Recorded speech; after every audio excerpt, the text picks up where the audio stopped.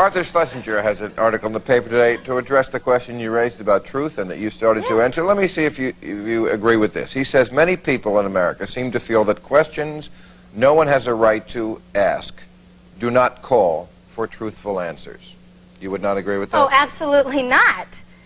You always have to talk about the truth. That's why we're called the Savior's Alliance for lifting the truth. And do you, in your personal relationships, always tell the truth? Absolutely, absolutely. I do my well, she's a virgin, so it's not hard. No, Should have never well, seen a lie it's only about. hard if you are having sex with somebody. well, Right? no, but yeah, I tell the truth. I I'm do my saying best for to be you, completely- not hard. It's a thing with truth. I do feel truth needs to be graded because you grade murder. I talk about this in my stand-up, but murder 1 down to murder 2, murder 9, whatever you go to.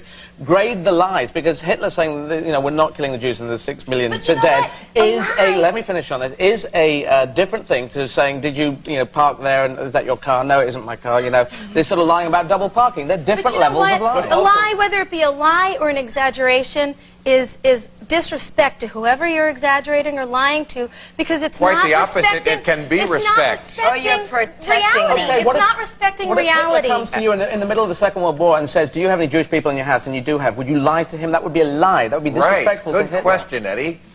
Can you say that again? I don't think Hitler would personally come to me. But you know what?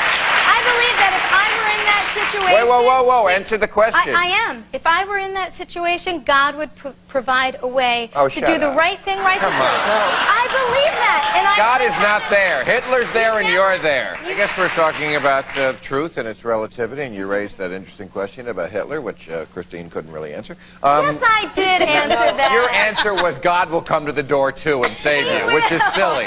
No, that does seem to be dodging the question.